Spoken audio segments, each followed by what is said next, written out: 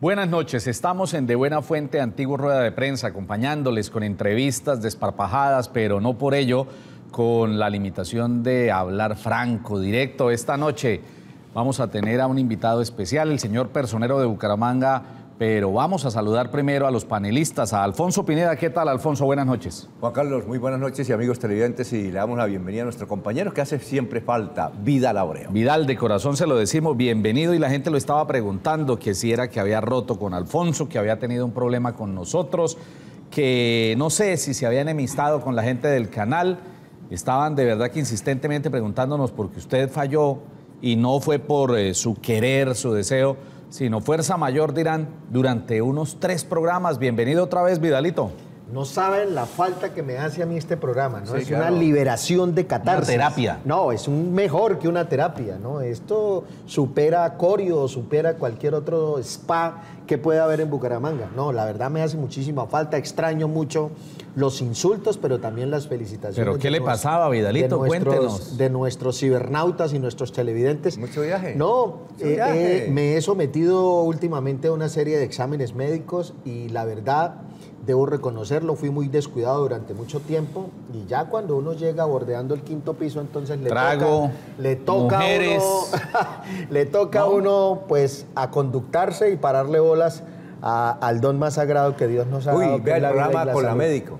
Sí, sí, sí. ¿Cómo se llama la doctora esa? Sandra Rangel. Sandra, muy buena. Sí, sí, sí. No, Ella nos enseña no, a es comer. simplemente eso. Y justo cuando hemos tenido los programas, pues justamente he estado como ocupado en esas faenas, y la verdad hice un compromiso conmigo mismo, además que con mi familia, para pues ponerle atención a esos temitas que a veces, como cuando uno no les presta la atención necesaria, a veces pueden generarle dolores de cabeza. Muy bien, pero lo importante es que ya está aquí, Ya está aquí nuestro con amigo nosotros. Vidal Humberto Claro. Abreu. Hoy el invitado es el señor Personero de Bucaramanga, Omar Ochoa. Personero, buenas noches. Muy buenas noches, Juan Carlos, Alfonso, Vidal. Gracias por la invitación y por la oportunidad de tener este espacio de interlocución con la ciudadanía. Ese Ochoa, ¿de dónde es? Mi papá es de Pamplona, norte de Santander. Caramba, somos paisanos. Usted es Ochoa Maldonado. Cuasi paisanos. Maldonado. Y mi mamá es de California, acá en la zona minera. Acá, bueno, se conectan ahí por Sisavita y Santurbán. Ahí existe ese canal de ¿Y comunicación. usted es de acá, de Bucaramanga? ¿O No, de yo nací dónde en es? Bogotá, pero toda mi familia es de acá. Y ha escrito varios libros. No, pues claro. Es un hombre, como dicen en el argot popular, más preparado que un yogur. ¿Usted sabe cómo se elegían los personajes antes? Claro. Claro, por supuesto. Se reunían en un retiro espiritual. Sí, sí, sí.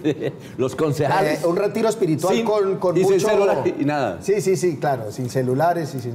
El doctor fue a pulso, no es por alabarlo, aquí no, pero fue a pulso, fue a... Inclusive, ¿usted lo conocía? No, para no nada. lo conocíamos. Para nada. Bueno, ¿usted cómo se ganó eso? ¿Por qué se lo ganó? Bien, yo me postulé al concurso como cualquier otro ciudadano. Sí. Fueron cerca de 200 aspirantes. De hecho, hice mi examen en Bogotá con la ESAP. Sí. Con el ánimo de participar en igualdad de condiciones a cualquier otro participante. Posteriormente, cuando salieron los resultados, preclasificaron 12, de entre los cuales en el examen de conocimientos tuve el máximo puntaje.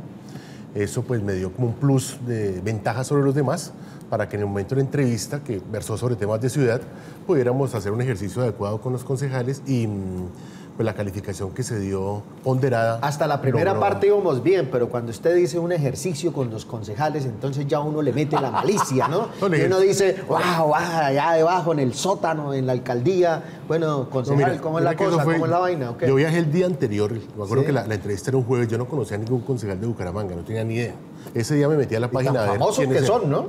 ¿Y no, Sí, no conocía a ninguno? No conocía a ninguno, la ¿No? verdad. No conocía a ninguno, me metí a la página, miré los nombres que en principio pues no identificaba a ninguno. Yo llegué acá a la alcaldía el día viernes a las 10 de la mañana a hacer mi entrevista como Sí. cualquier otro ciudadano. Sí. Sudando bastante porque en ese entonces no estaba tan aclimatado como ahora. Sí.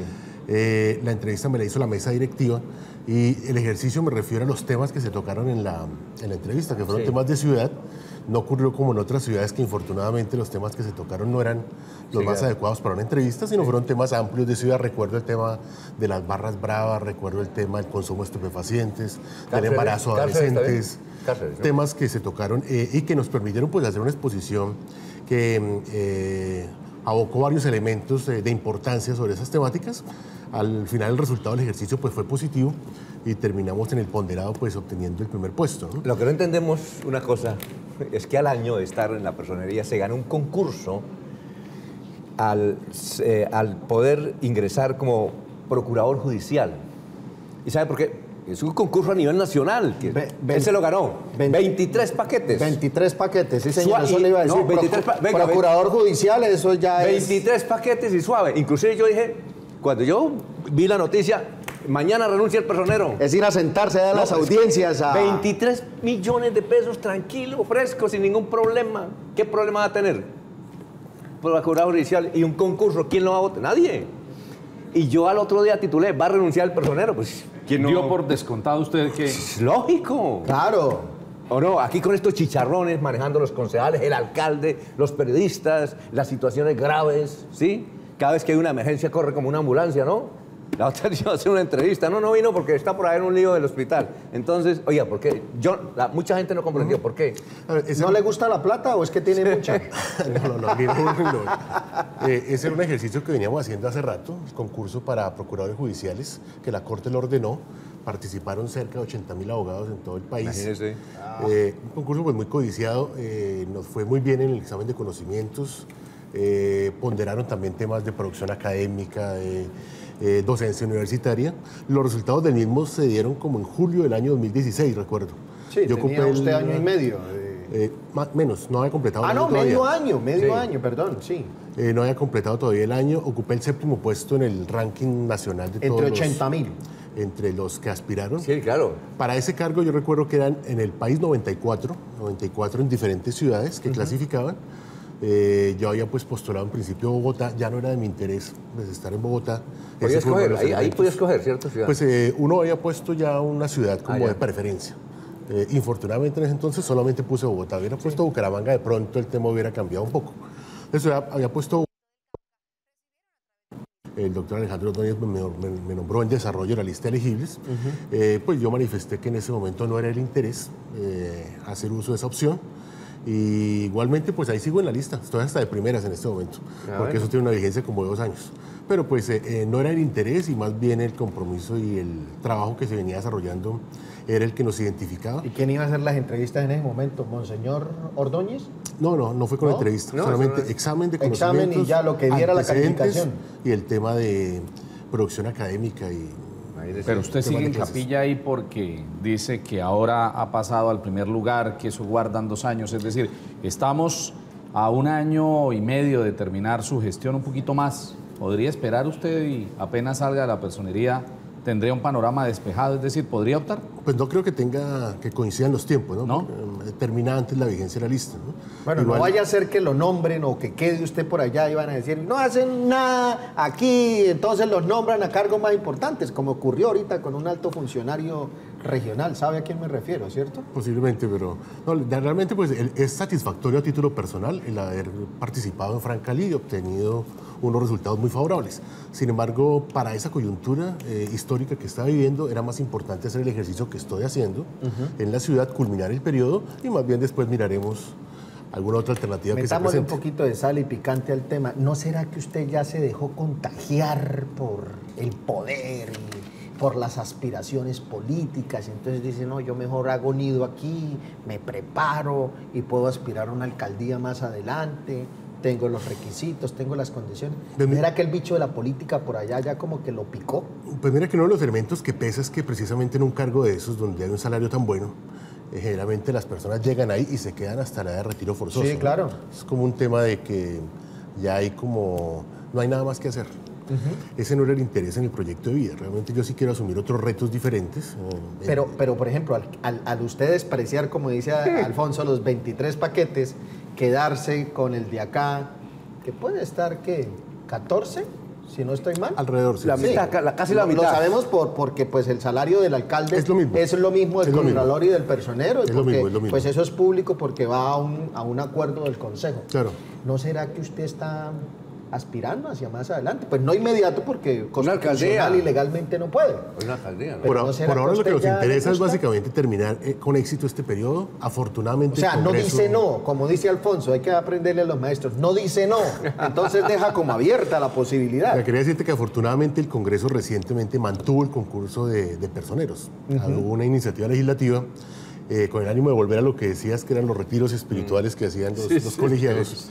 Eso se cayó en una votación muy reñida en la Cámara de Representantes, afortunadamente para la meritocracia, y pues se mantiene el concurso. Miraremos cuando termine el periodo qué otra opción surge, siempre por la vía del mérito. Usted que es bueno para titular, póngale un titular usted ahí a esas declaraciones del personero. No, pues hasta el usted momento... usted que es suspicaz, usted que es a veces venenoso en los titulares, póngale algo bueno ahí. Lo que condensaría de esta primera parte de la charla con el personero es que sí, que en efecto, que me llama la atención lo que advierte que él no quería poltronarse allá en un cargo de procurador y estar ahí hasta la edad de retiro forzoso, pero que ha encontrado que existe toda una actividad llamativa, a veces desde acá uno diría, no, pues yo me voy de procurador, pero le gusta el tema de lo público, la polémica, los retos, y entonces va a esperar a ver qué pasa, ¿no? No me gustan los puestos, me gustan los retos, por ahí. Exacto. Uy. Claro, pero por supuesto. Ya nomás. Claro, pero ahí la pregunta es, ¿el señor personero piensa hacer vida aquí en Bucaramanga o después entonces ya otra vez a Bogotá, a Pamplona, a Pereira? A California. ¿Qué piensa?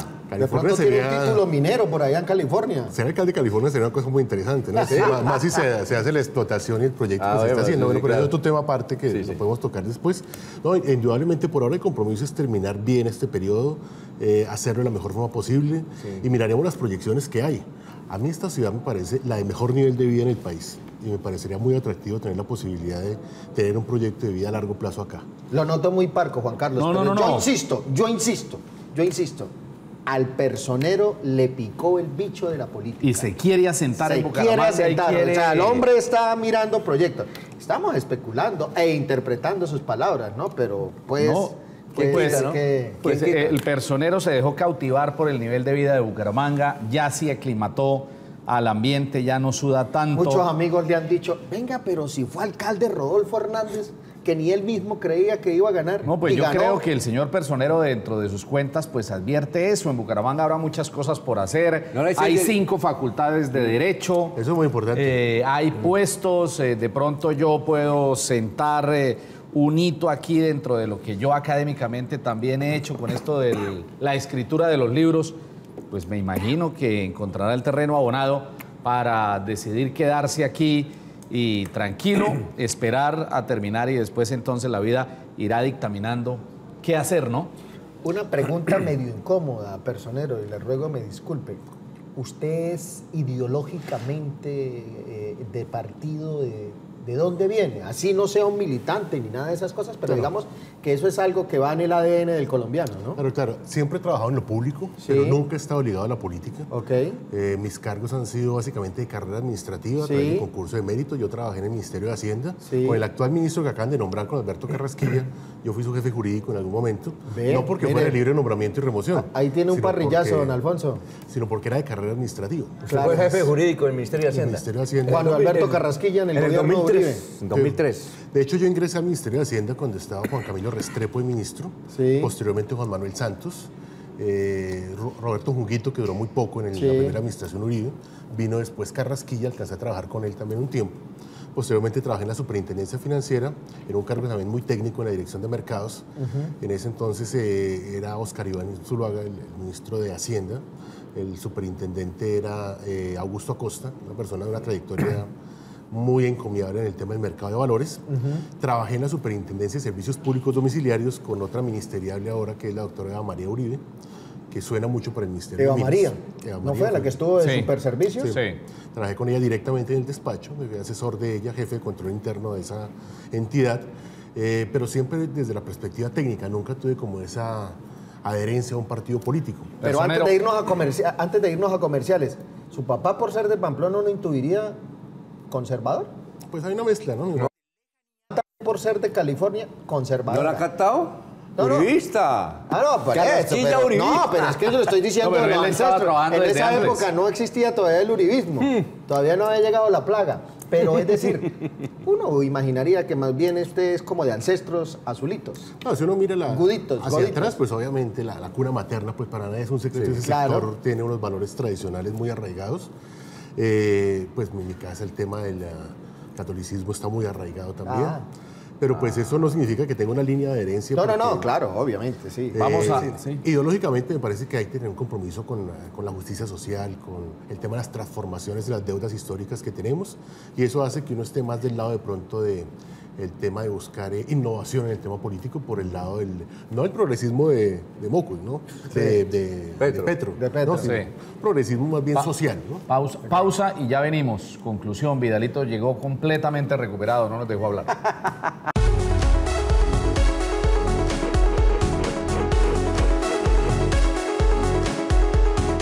Estamos esta noche conversando con Omar Alfonso Ochoa, el señor personero de Bucaramanga. En la primera parte nos dedicamos a escudriñar lo que ha sido la vida del señor agente del Ministerio Público en el caso de Bucaramanga, pero hay otro detalle desconocido. No apenas se posesionó a los pocos meses, pues eso ya lo habíamos contado en la primera parte, salió elegible para un cargo de procurador judicial con un buen sueldo y uno diría, y Alfonso incluso lo contaba, que se atrevió a titular una mañana en Melodía, se va el personero, pero resulta que contra todos los pronósticos se quedó en Bucaramanga. Y aquí viene el detalle, desechó también Vidal la probabilidad de ser notario de Pamplona en un concurso que se hizo hace unos años, poquitos atrás, y pudo haber quedado como notario de Pamplona y entonces... Este es otro concurso de méritos también que se hizo en su momento. Venga, pero ¿por qué no monta una agencia de asesorías para todas esas personas no le gusta la plata? Que aspiran a cargos públicos? O sea, ya le cogió, como se dice, el tino, el hilito a este tipo de pruebas. Y notario podían escoger, es decir, cuando hicieron el concurso de notario, creo que los mejores podían escoger para dónde irse, ¿no? Sí, el Consejo Superior de Carrera Notarial ofrece los círculos respectivos y los mayores puntajes van escogiendo de acuerdo al interés, ¿no? ¿A usted no le gusta la plata? Claro que sí, como a todo el mundo, pues tener una... Como dijo un tío mío, si le gusta a los ciegos que no la ven. Ah. Bueno, pero ¿qué pasó? Es que con lo de Pamplona. Bueno, sale un decreto del presidente de la República nombrándonos en ese círculo de primera categoría. Sin embargo, pues también en este momento no era como el interés, porque pasa lo mismo que con lo otro, ¿no? Un notario generalmente nunca renuncia, ¿no? El notario se queda ahí hasta la edad de retiro forzoso. Entonces es un tema también como de no quedarse estancado en un solo puesto, en un solo sitio. De pronto, si tuviera unos 10 o 15 años más, hubiera sido como la época Pero ya estaba de personero cuando llegó la designación. Sí, claro. Juan Carlos. Sí. Ya nos escriben. ¿Qué dicen? @inquisidor. Invitaron al personero para lambonearle durante todo el programa. Exactamente, para prenderle veladoras y decirle que mucho berraco desde lo académico. Sí, no, que le falta son las... El incienso. Sí. Bueno, bien, pero entremos en materia. Yo creo que los temas de ciudad. El hecho de haber invitado al señor personero es medir cómo va la ciudad. Sí. Y le preguntamos por un gran componente. ¿Qué advierte usted de esta administración de Rodolfo Hernández, pero más allá de opinar de cómo es la alcaldía, de si el alcalde tiene un talante polémico y qué tal? ¿Cómo va la ciudad? ¿Usted qué advierte frente a la marcha de lo que a usted le concierne, que son los intereses ciudadanos, con esta administración que se jacta en decir que rompió la historia de la ciudad, que le está devolviendo el poder a las comunidades, que fue capaz de desprenderse de esas ataduras del Consejo, de la parcelación del poder, en fin? Una gran conclusión para arrancar de ahí a desmenuzar lo que ha sido su trabajo y el del alcalde. Sí, yo ahí sí considero que el tema de la ejecución del plan de desarrollo queda una deuda todavía muy alta con la ciudad. Infortunadamente los índices de ejecución no son los más óptimos. Tenemos unos niveles de ejecución muy bajos en todos los frentes de acción. Eso lo hemos puesto de presente en todos los llamados preventivos que hacemos, sobre todo en política social, que es lo que nos interesa. Los indicadores del cumplimiento de obligaciones para con la población vulnerable todavía no se cumplen por parte de esta administración. Cito casos concretos, el tema de la población carcelaria. Hay una brecha muy alta en torno a lo que debe ser el compromiso de la entidad territorial para poder cumplir cabalmente con las obligaciones que la ley le impone en esa materia. Aquí un alto. Es que hace poco el presidente Santos, que va de salida, estuvo inaugurando el primer penal que tiene un alto componente agrícola, una comunidad... Una colonia agrícola, una comunidad que se va a dedicar mientras paga su pena a sembrar allá productos, huerta y qué tal. Y ese día el presidente Santos hizo un llamado de atención a los gobernadores y a los alcaldes y les dijo: los señores alcaldes y gobernadores del país no se pueden desentender de la obligatoriedad que tienen de mejorar las condiciones de las cárceles. Eso no es trabajo solamente del IMPEC, sino que tienen que aportar. Y entonces ahí usted dice que el alcalde está en deuda hasta el momento. No, y más con una cárcel como la nuestra, claro, que tiene un hacinamiento del 300, 500%. ¿De 300% en muchos de los pabellones. O sea, es una cosa inverosímil. Es un tema muy sencillo. La ley establece que los condenados son responsabilidad del IMPEC, de la Nación. Los procesados, los sindicados, son responsabilidad de las entidades territoriales. Ajá. El 60% de los internos de la cárcel modelo de Bucaramanga son sindicados, en consecuencia son responsabilidad de la entidad territorial. Hicimos un ejercicio de desmenuzar ese 60% a qué municipio pertenecía. En un 60% de ese 60% pertenecen a Bucaramanga. Hicimos un ejercicio prospectivo de cuánto le costaría al municipio cumplir como debe ser, claro, con las normas, cerca de 10.000 millones de apropiación en el presupuesto anual, y en este momento el nivel de apropiación no llega ni al 1% de ese valor. Entonces, en definitiva, sí tenemos un incumplimiento evidente que seremos manifestado permanentemente a la Procuraduría. Es más, la misma norma establece que los alcaldes y gobernadores se abstendrán de suscribir presupuestos que no incorporen las partidas para la atención de esta población. Para acuñar una frase típica, entonces ahí la administración se está haciendo la pinga también con ese tema. Totalmente, es que no se apropie ni siquiera el 1% de lo que la ley obliga, pues eso es una burla para con esta población. Usted habla de índice de ejecución no tan satisfactorios, óptimos, muy bajos, sobre todo en política social, grupos vulnerables. Pero aquí cualquiera puede decir, no, pero en grupos vulnerables, por ejemplo, la comunidad LGTBI, ellos izaron la bandera, expusieron un pendón gigante. Eso, esos son actos simbólicos, que pueden tener alguna importancia. Y solo con un grupo dentro, digamos, que de todos los que pueden ser considerados como población vulnerable. Claro, porque ahí tenemos unos fenómenos muy gruesos, no solamente la población carcelaria, ¿no? Tenemos el tema de los migrantes venezolanos, tenemos el tema de las víctimas del conflicto armado, tenemos el tema de las trabajadoras sexuales, con las cuales hemos venido desarrollando también una labor muy importante, el tema de la población de la tercera edad, los discapacitados, los habitantes de calle, es decir, es un cúmulo de comunidades vulnerables frente a las cuales la política social ha estado ausente. Al menos hasta ahora no hemos tenido un desarrollo de una política pública que realmente esté orientada a atender las necesidades prioritarias de esta población.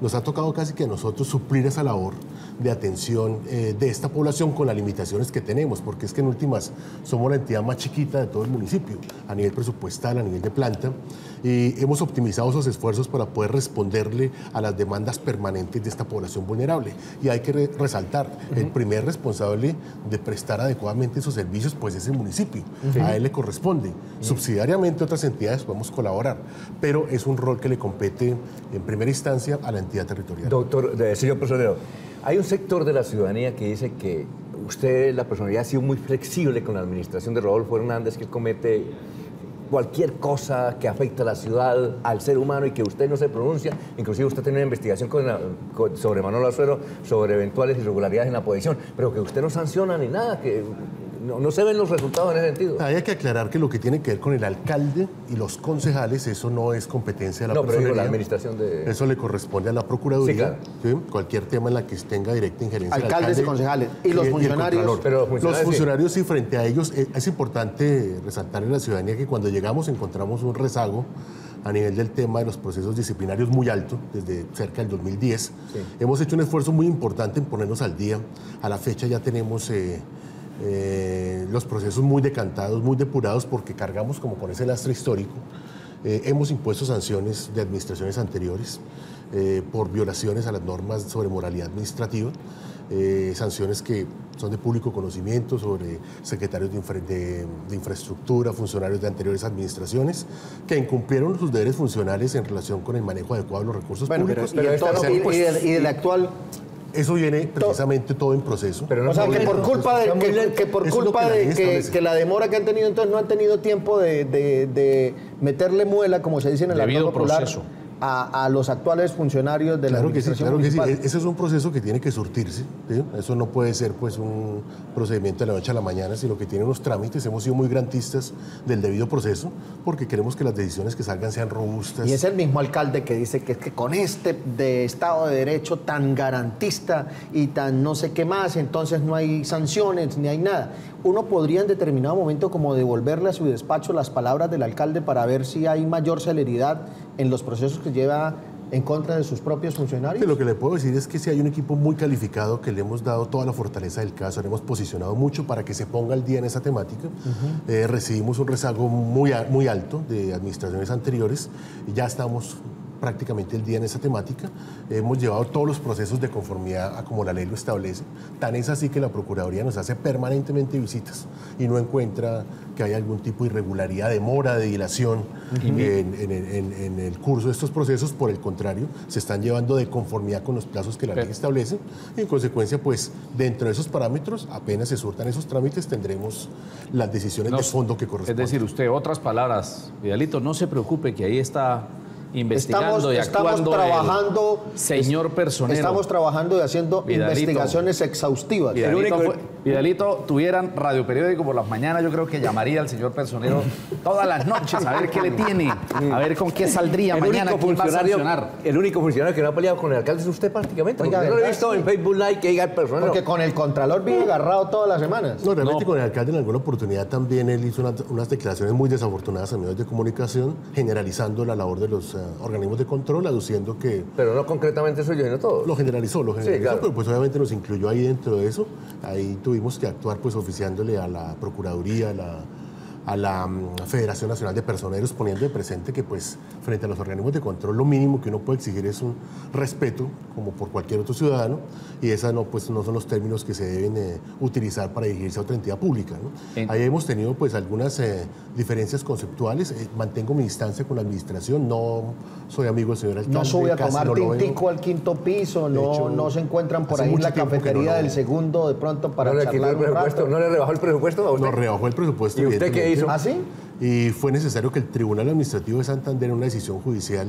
Pero el mismo proceso con la Contraloría, que incluso ahorita tuvo que reversar. Es parecido porque nosotros solicitamos el límite que la ley nos autoriza. Allá hicieron una decisión unilateral de reducirlo.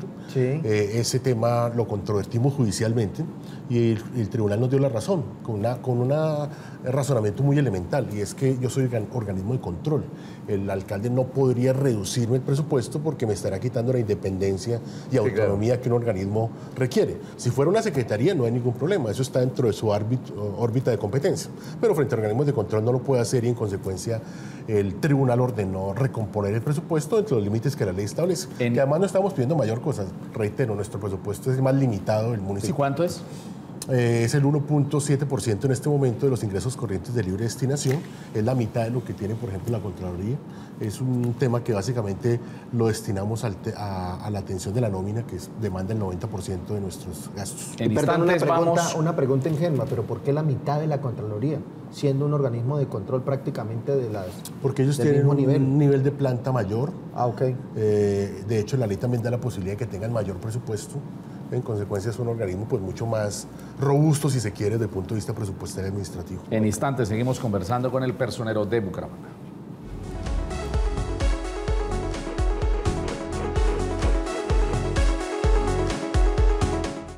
El tercer segmento de charla con el señor personero de Bucaramanga, Omar Alfonso Ochoa.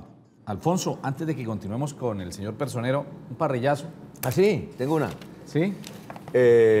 Candidatos a la alcaldía de Florida.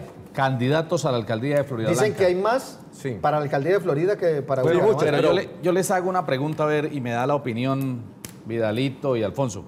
Esto de sacar a un año listas, ¿no será que uno le hace el favor a mucho paracaidista, mucho oportunista, y uno se deja utilizar? ¿Ustedes no creen que uno debiera empezar a tamizar y no dejarse influir? Porque es que cualquier perico de los palotes entonces empieza... Recuerde usted hace 4 años, Rodolfo Hernández, que no estaba sino en el sonajero de él y del hermano, y aquí lo tuvimos en este programa con la llamada rueda de prensa. Sí, claro. Entonces, ese término valdría mucho para recordar y ajustar. Claro. Académico, teórico, Vidalhumberto Abreu, ¿será que a la gente le interesa saber quién quiere ser alcalde de Bucaramanga cuando Yo creo que sí. la gente está esperando que hablemos a fondo de análisis del discurso de Alberto Carrasquilla? Uno de los grandes temas en Colombia, además de los temas gruesos, por ejemplo, el de minas y lapiceros, es el de la gabinetología, como estamos en estos días, y el de la candidaturología. Pero A la gente le encanta esa vaina. Pero esto no era banalizar la información y no ir con temas gruesos y entonces, bueno... No, Pero es que esos temas no dan sintonía, dan sintonías estos. Pero es que los programas de farándula se ponen de moda y eso es lo que más... No, leen pero y ven. entonces alguien diría, entonces dedíquense a hacer la red, entonces pero nos eso- venimos aquí el pero sábado. eso es lo mismo con que Vidal Abreu decían, y- eso es lo ¿ah? que decían el viernes anterior con el tema de esta señora ya a la salida de un motel en Bucaramanga. Todo el mundo decía, no, pero eso es un chiste, eso es una vaina que no puede trascender en los medios. Y vean, Y fue viral. no solo se regó por las redes sociales, sino en los medios de comunicación. Los profesores de la UIS Serias. le van a hacer Imagínense. a Vidal Abreu un pues, cuestionamiento. imagínense, no, pero es que ¿Dónde ya hoy está en la día sustancia, la lo fácil? banalización que uno Pero podría tenemos que determinar caer en la algún momento- banalización nosotros también. Yo creo que eso es Este es un inevitable programa que en no algunos tiene pauta, momentos. ¿por qué no vamos a hacer un ejercicio mucho más serio que la gente espera y no venir a traer cualquier chisme ahí? Pero bueno, hágale entonces. Pero perdemos televidentes. Bueno, le toca que saque un programa que se llame El Método Científico de Ordóñez. Lo voy a sacar, Entonces, sí, ¿sabe claro, con quién? para que pueda ¿Sabe con quién lo vamos a- publicar papers y grandes investigaciones. ¿Sabe con quién y lo todo vamos a demás. sacar? ¿Con quién? Con mi amigo Mario Mantilla, defensor del televidente. Mario, bueno. mire. Yo a ti- pensé que lo iba a hacer con Palermo y con Laureano Tirado. No, Mario Mantilla. Ah, bueno, bueno. pero venga. Bien, entonces hágale. Candidatos Ricardo Parra, que es el hijo del dueño de la canasta, un supermercado. Sí, el del mismo auditorio, Y parece que... detrás de Caracolí. Y parece que hace parte de Renace Florida Dicen Blanca. que es el candidato del alcalde. Comunidad cristiana, ¿no? Él sí, el gitano. Dicen También por cristiano. ahí. También pastor como Jaime Andrés, Beltrán, Sí, que va sí. por Bucaramanga. Y Eurice Balcázar. ¿Pero quién? ¿Quién es el segundo?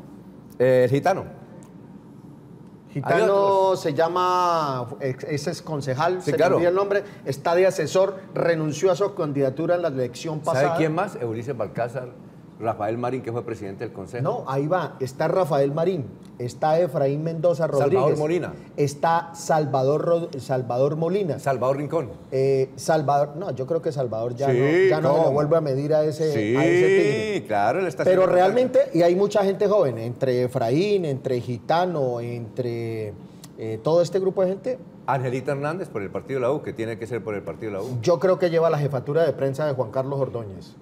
Apúntelo. Y este Vidalito llegó recuperado. La buena noticia es que Vidal está completamente recuperado. No nombraron ustedes al que podría ser una carta fundamental, y lo digo yo porque quienes conocen el espectro de la política en Florida Blanca y dados los recientes movimientos de unos sectores que empujan con fuerza, Juan Carlos Ayala, candidato a la alcaldía ¿Ese es el de Florida concejal? Blanca, que renunció ¿Ese es el concejal? exactamente, e incluso renunció al Polo, que va duro con la línea D.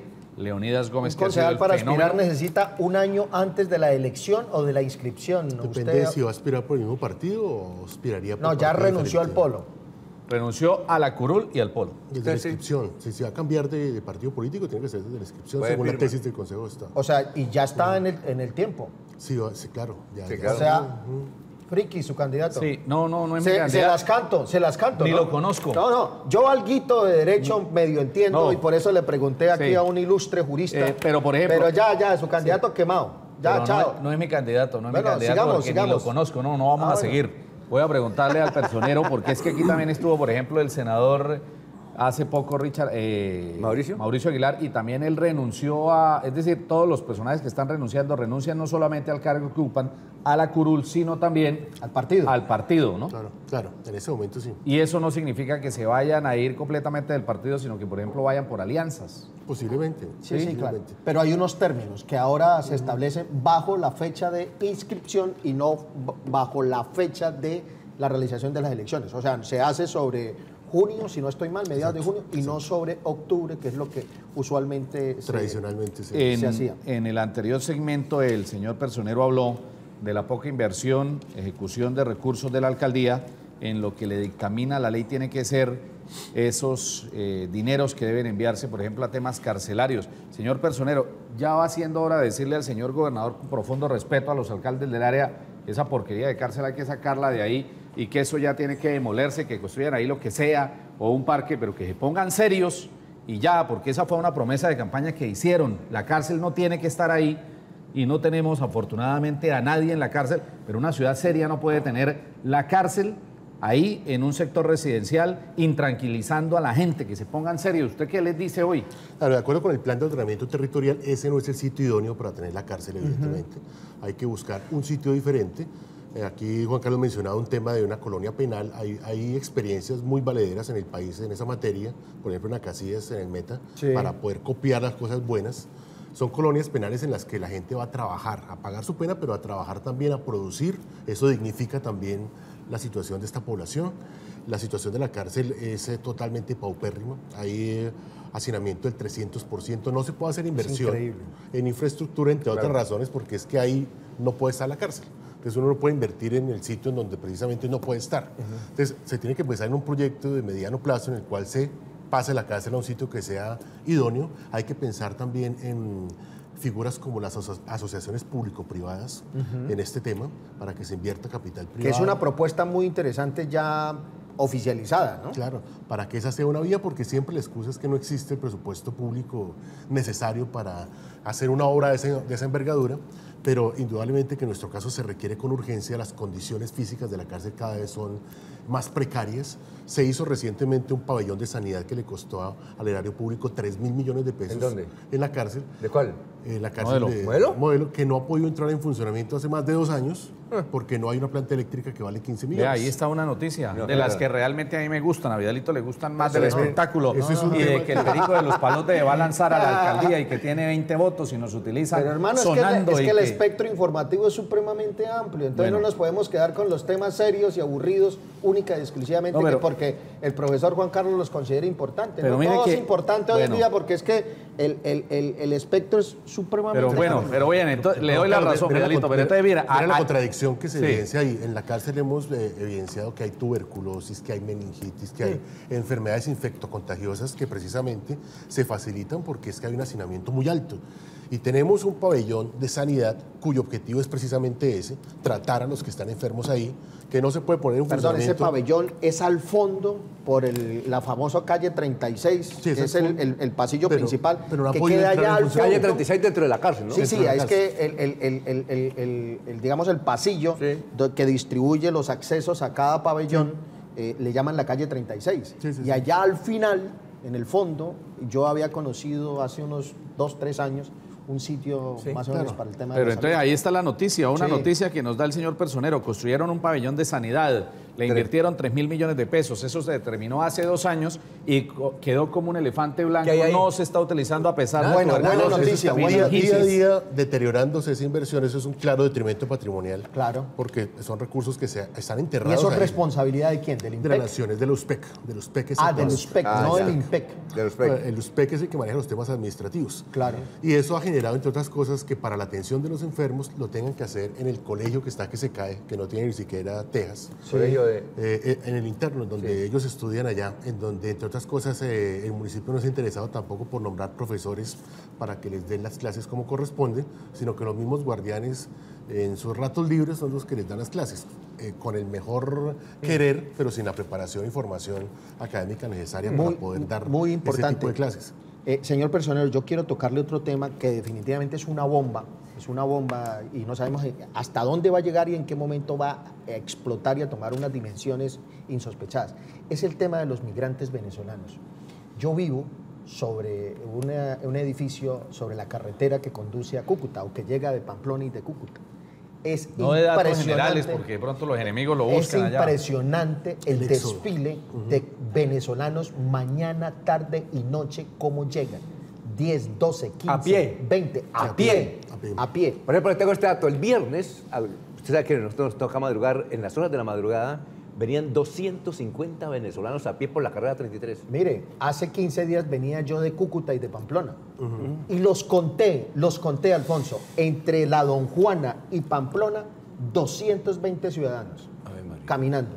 Y lo que ustedes no se imaginan es que sobre las 6 de la tarde, cuando yo llegué al Picacho, en una temperatura que podría estar sobre los 4 grados centígrados, con neblina, caminando todavía en el descenso hacia Bucaramanga. Es impresionante.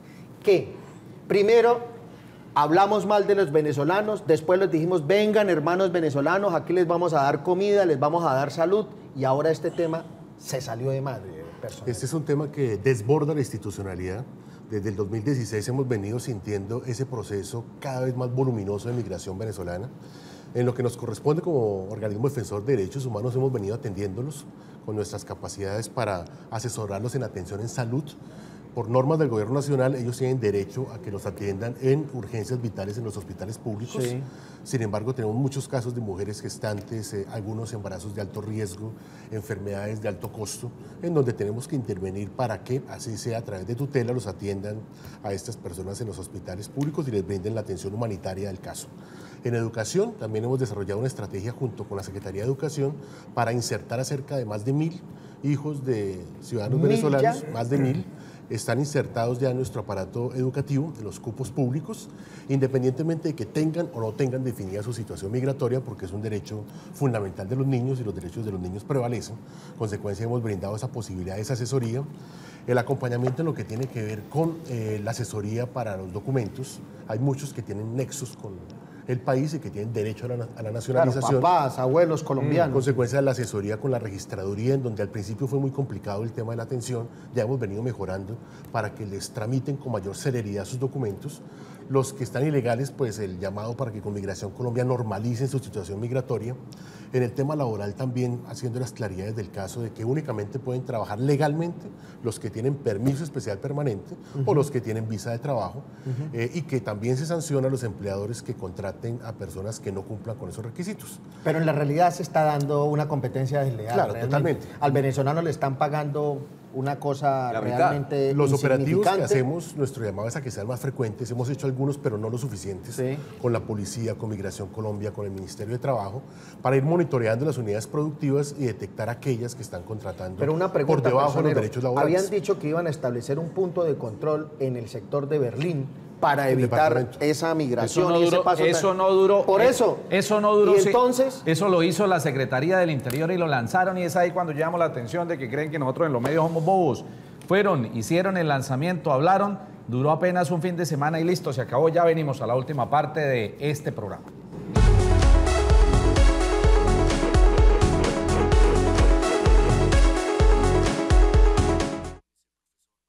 El personero de Bucaramanga ha dicho esta noche aquí que hay una ausencia absoluta de política social en la administración local, y hemos hablado ya lo que pasa con el índices nivel de ejecución que no mínimos. son los óptimos, muy bajos, sobre todo en política social.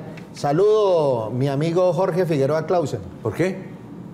Toda la política social se raja según el personero. Y no hemos hablado de candidato Mire, a la alcaldía. población carcelaria, migrantes venezolanos, trabajadoras sexuales, tercera edad, discapacidad y habitante de Cacho. ¿Todo eso es de Jorge? Cárceles ya hemos hablado. Ahora Vidal le ponía al personero el tema de lo que está sucediendo con los venezolanos. ¿Cuántos venezolanos puede haber en Bucaramanga? ¿Registrados formalmente cuántos hay, señor personero? Hicimos ese ejercicio durante 2 meses de caracterización, 8.752 se registraron. ¿Hasta qué fecha? Eso fue hace un mes exactamente. Un mes. que 8.000, cerramos. Y diariamente yo creo que puede descender por Morro Rico, yo creo que alrededor de unos 80 a 100 venezolanos diarios.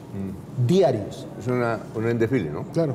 Ahí con ese ejercicio lo que hicimos fue llenar un vacío que como Estado teníamos, porque había mucha especulación del número de venezolanos, de las características. Y este fue un proceso que se hizo en todo el país de la mano con la Presidencia de la República. En Santander se priorizaron 2 puntos de atención, uno en Florida Blanca y otro en Bucaramanga, con la participación de las personerías. Realizábamos una encuesta a estas personas de 17 preguntas para identificar precisamente las características de esta población. Esa información todavía está siendo procesada, pero podríamos adelantar que básicamente son personas entre los 18 y los 45 años de edad, con un nivel de escolaridad medio. En un 10%, y eso fue un dato de los que nos sorprendió, hay niños menores de 1 año conformando estos núcleos familiares. Increíble. Hay mucho niño de brazo que viene con su familia. Muchos están de tránsito en un 40%, es decir, su destino no es quedarse acá, sino irse a otra ciudad, a Bogotá, a Cali o a otros países incluso. Esas son como las generalidades. Es decir, de los que llegan acá, ¿se queda el 60% o el 40%? El 60. El 60. Y personero, entonces, bueno, ya agotamos 2 temas, entonces, no, lo de agotar es solamente un decir porque son temas complejos. Cárceles, venezolanos. Vidal le había también dicho ahora lo de la bandera LGBTI, y usted dice, son solamente actos simbólicos. ¿Qué hay de fondo con la población LGBTIQ? ¿Qué pasa? Frente a ellos hay la obligación de activar la mesa de la población LGTBI para las garantías de esta población. En ese sentido nos corresponde velar porque el municipio pues, desarrolla una política pública de inclusión, de respeto frente a la diferencia, frente a la tolerancia. A nivel presupuestal no existen pues, partidas asociadas a la ejecución de programas concretos. Nuestro llamado como Ministerio Público ha sido el diseño de una política no solamente para esta población, sino para otras vulnerables, en el sentido de apropiar los recursos que nos permitan atenderlos en forma digna. Trabajábamos hace 15 días con los barristas, que es otro fenómeno social con el que hemos venido trabajando, y hay mucho discurso. Barristas es la barra del Atlético sí, Bucaramanga, ¿no? Pero no existe el reflejo en el presupuesto de una apropiación que nos permita desarrollar programas serios, sostenibles en el tiempo para con esta población. Con ellos hay mucho que hacer. Hay temas de cultura, de música, de recreación, de deportes, de danzas que a ellos les gustan para encasillar el tema del barrismo por el lado propositivo y constructivo e ir dejando de lado el tema del vandalismo, de la violencia, de la intolerancia. Ahí me meto por una endija pequeñita y es el tema de las pandillas. Hasta hace un año ese tema era un problema grave de orden público, de carácter social en muchos sectores de Bucaramanga. ¿En qué estado se encuentra esta situación del pandillismo y de las famosas fronteras invisibles y todo este tipo de parches o de combos que se organizan? Sigue siendo un fenómeno sensible ¿Y qué sectores tienen todavía identificados como los que más? Pues indudablemente en el norte tenemos ese fenómeno, esa presencia, muchas veces mezclado con tema de microtráfico. Sí. Ahí hay un trabajo de la mano con la policía para prevenir y sancionar ese tipo de fenómenos, pero más allá de eso también tiene que existir una política pública de utilización sana del tiempo libre por parte de nuestros jóvenes. Que no basta con el proceso académico de que vayan al colegio, sino que es necesario desarrollar toda una estrategia para brindarles alternativas en deportes, en cultura, en arte, en pintura, para que ellos exploten esas capacidades y estén ocupados en temas sanos que les impidan que reincidan en este tipo de fenómenos. La alcaldía tiene mecanismos en su concepto, resuelve eficazmente los conflictos y a través de procesos de entendimiento, de comprensión, o hay también quizás fallas ahí por el mismo talante del alcalde, de que es desobligante en algunas expresiones que utiliza. ¿Cómo califica la manera en que se resuelven los conflictos? Porque todos los días nos levantamos en los radioperiódicos y entonces hay plantones en el Parque Santander, los niños de un colegio se quedan. Eso es común, no aquí a nivel local, sino eso es en todo el país. Ciudad en donde uno se levante y prenda el radio y no se encuentre con un conflicto por falta de agua, maestros, pues eso no es Colombia, eso es Suiza. Claro, pero aquí tenemos un problema muy grave y es precisamente ese tema de la intolerancia y cómo se traduce eso en las cifras, ¿no? Nada más recordemos el día del partido con Polonia que tuvimos 560 riñas en nuestra ciudad, 10 heridos e infortunadamente un homicidio de un profesional del derecho que perdió la vida de forma irracional en esta situación. ¿Usted lo había tenido ahí a ese muchacho? Sí, él había trabajado en la personería el año anterior, un joven profesional de 27, 28 años de edad, con todo un futuro por delante, que en unos hechos totalmente absurdos pierde su vida. Eso es sintomático de lo que nos pasa como sociedad. El tema de la violencia intrafamiliar, 1.400 casos documentados de violencia intrafamiliar. Eso también nos pone a la vanguardia a nivel nacional en temas de intolerancia, en temas de violencia hacia la mujer. Y eso nos obliga como autoridades públicas a tener que hacer esfuerzos muy importantes en la creación de cultura ciudadana, desde muy tempranas edades. En los niños en la primera, en la segunda infancia, en el colegio y con la ciudadanía en general, para construir cultura ciudadana. Eso es fundamental. Y ahí, infortunadamente, no tenemos el apoyo financiero y presupuestal del municipio para hacer esfuerzos en esa materia. Nos ha tocado hacer esfuerzos a nosotros aislados en esa materia con lo poco que tenemos para lograr posicionar a través del arte, de la cultura, temas de cultura ciudadana que son muy importantes. Además del tema presupuestal, uno se da cuenta en lo que alcanzó a tocar Juan Carlos, por ejemplo, que el alcalde se encuentra con el médico veterinario, zootecnista que trabaja con el tema de los perritos y le dice, ¿usted todavía con esos HPs, perros? No sé si puedo reiterar la pregunta en el estilo que maneja la primera autoridad para resolver muchos asuntos que dejan de ser no un chiste o no una banalidad, como dice don Juan Carlos, sino que son temas que realmente son de fondo. Claro, es que las autoridades públicas tienen que ser un referente de comportamiento para los demás. Probablemente si tenemos paradigmas que no son los adecuados, pues eso se va a ver reflejado en las demás capas sociales. ¿Usted le puede llamar al alcalde? El llamado que siempre le hemos hecho es hay unas normas básicas, ¿no? En el Código Disciplinario hay una norma elemental que casi que ni debería estar ahí, que dice tratar con respeto, imparcialidad y cortesía a todos los ciudadanos. Es simplemente cumplir un deber que nos corresponde a todos los servidores públicos. Y ahí el llamado... La atención por escrito al alcalde. Se han hecho llamados reiterados sobre ese particular, utilización de redes sociales, por ejemplo. Eso tiene que utilizarse para temas propositivos, no para generar también dinámicas de enfrentamiento. Y de la oda de la rectificación, en el sentido de que muchas de las afirmaciones que se dicen se tienen que rectificar mediante órdenes de las autoridades judiciales. Una última, ¿quién le reconoce al alcalde? Porque nos toca irnos. El saneamiento de las finanzas públicas, el proceso de reestructuración de pasivos que ha venido haciendo de la mano con el Ministerio de Hacienda. Ese es un proceso adecuado que se necesitaba en la ciudad. Eso ha sido, creo que, lo rescatable. El proceso de saneamiento fiscal que ha venido haciendo las finanzas y podríamos públicas. titular, Personero dice que fracasó la política social del alcalde de desarrollo. Que está en deuda. En deuda. Señor Personero, muy amable. Muchas gracias por la Muy invitación. amable, personero. Y en 8 días, otro personaje aquí en De Buena Fuente.